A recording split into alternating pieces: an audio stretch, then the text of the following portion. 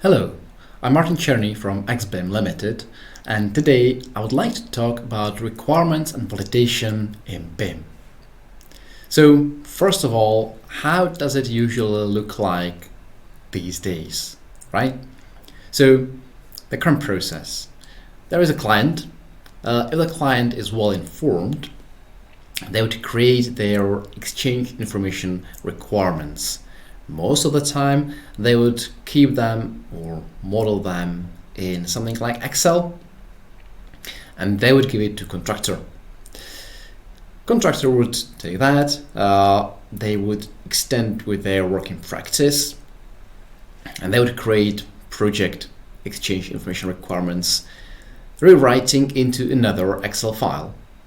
They may produce also some authoring guidance and other supporting material for subcontractors and designers to create the data according to these exchange information requirements. Subcontractor would create their data, they'll export it to IFC, they would give it to their BIM manager or BIM consultant, and hopefully that person would validate the data. In the best case, they would use some semi-automated Excel macro spreadsheets, probably combined with some Solibri or Navisworks. They would create a validation report, often in Excel, sometimes in PDF. And they would also give that create a validation report for the handover. So there is a small loop where data should be improved, usually at the end of every phase or stage, and then there is final report. The issue is that there's a lot of manual work. It's highly error prone.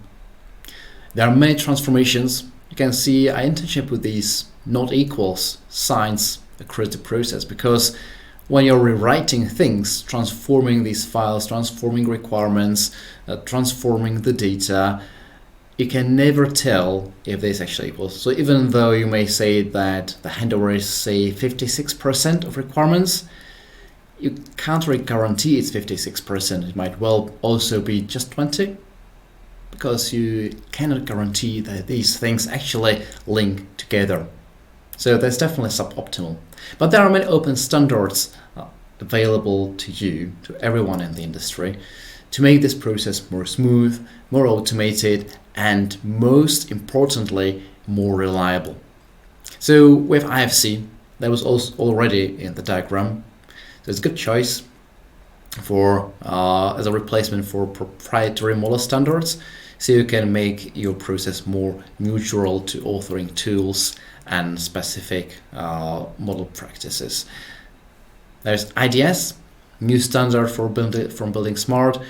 It's machine readable way to capture exchange information requirements. Great replacement for Excel or your worst PDF as a way to define your data requirements. And then there's BCF. Many people use that already to capture any issues with the design. Now, if you do automated validation, you can also use BCF to capture any issues encountered in the validation process.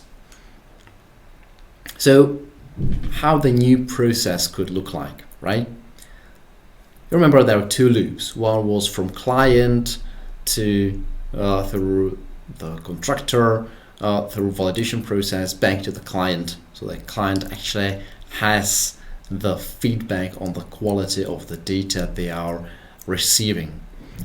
So let's have a look at that loop first. What we suggest is that even though client may produce their requirements in Excel, it might be better if they produce it in IDS already, but they probably won't for some time. But then contractor can actually take these and with the help of their BIM consultant, BIM manager, convert that to project information requirements in IDS format. And in this, you can actually maintain the integrity. You can maintain identity of your requirements, that is small EIR ID. So you exactly know which requirements from client are turned into which requirements in project information requirements.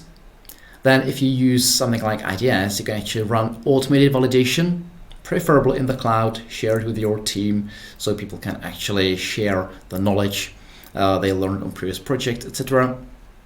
Then with the help of BIM consultant who set it up, you produce the report and get back to the client. Now this report, because you know identities or requirements, this report will also contain these identities. So when you provide a data response to client, you can actually guarantee that these validation rules were aligned with the original requirements.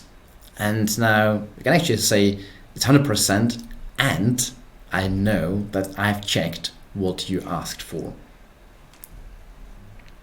If we have a look at the actual authoring process, the smaller feedback loop, we already have project information requirements in IDS format. There might be some supporting modeling guidance and other material, but the IDS is key. When subcontractor create their data, they can export it to IFC, and again, the requirements and data meet in automated platform.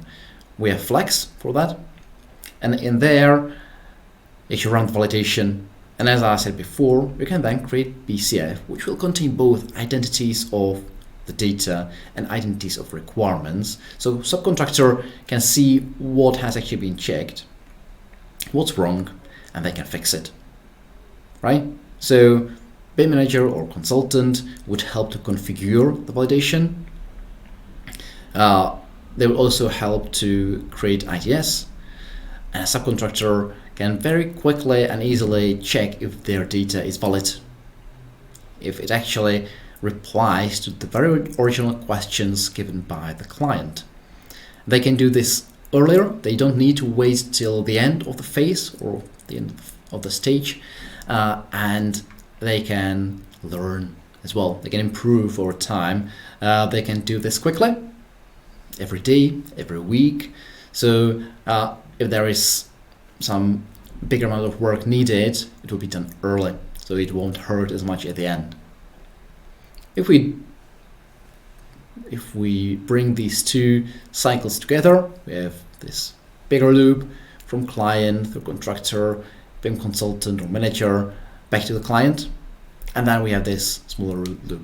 So you can guarantee completeness of the process, compliance, and continuity, because you have all these IDs, identities of requirements, and identities of the pieces of data which flow through the process automatically. You can do other things. Once you start automating these processes in cloud, you can create your federated Kobe if that's what you need. Can eventually even apply some post fixes in the process. So if you know that you just can't fulfill some requirements in your authoring tool, but it's easy and reliable to fix these automatically, things like naming, probably renaming properties, changing properties to classification references, and other things which might be hard to configure in your authoring environment. We can probably fix it as part of the process. Because it's in cloud, your data is kept there. You can even create long-term reports, so you can see how you are doing all the time.